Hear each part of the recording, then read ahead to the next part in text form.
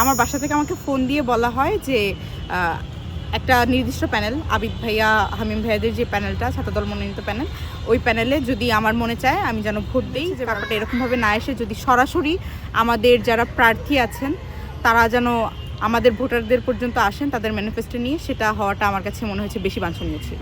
আচ্ছা, ঢাকা বিশ্ববিদ্যালয়ের কেন্দ্রীয় ছাত্র সংসদ নির্বাচন আমাদের ঢাবির স্টুডেন্টদেরকে নিয়ে। তো আমার মনে হয় যারাই প্রার্থিতা করতেছে তাদের সবারই উচিত ছিল যে তাদের ম্যানিফেস্টোটা নিয়ে, তাদের ইশতেহারটা নিয়ে স্টুডেন্টদের কাছ পর্যন্ত আসা এবং নিজে আসা। তো আবিদ ভাই অবশ্যই করতেছে, আমরা প্রতিদিন দেখি তার প্রচারণার অংশ। তো এই জিনিসটা এই পর্যন্ত থেমে থাকলেই ভালো হতো। কিন্তু ব্যাপারটা হচ্ছে যে স্থানীয় প্রতিনিধির মাধ্যমে এই যে স্টুডেন্টদের সাথে কমিউনিকেট করা, তাদেরকে বলা, তাদের কনভিন্স করার চেষ্টা করা, এই ব্যাপারটা আমার কাছে ভালো লাগেনি। আমার মনে হয়েছে যে যেহেতু আবিদ ভাই এমনি নিজেই খুব জনপ্রিয় এবং কাজ করে আসতেছে, হামিম ভাই পার্সোনালিও আমার খুব ফেভারিট, তো আমার মনে হয়েছে যে তারা নিজেরা যদি এসে স্টুডেন্টদের কাছে নিজেদের ম্যানিফেস্টোটা যদি বিশ্লেষণ করতো সেটা আরও বেটার হইতো। কিন্তু তারা যে কাজটা করতেছে যে স্থানীয় প্রতিনিধির মাধ্যমে পরিবার ম্যান টু ম্যান কানেক্ট করে পরিবারের মাধ্যমে জানানো, এই ব্যাপারটা আসলে ঠিক হয়নি আমার মনে হচ্ছে।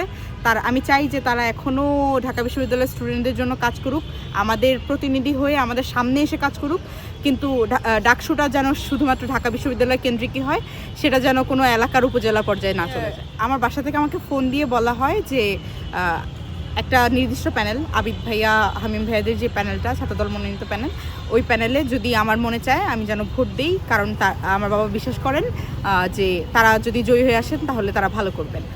তো আমি তারপর আমার বাবাকে জিজ্ঞেস করি যে আপনি চেনেন কি না, হামিদ ভাইয়া কী করে, আবিদ ভাই কী করে, তো তিনি কিছু বলতে পারেন না।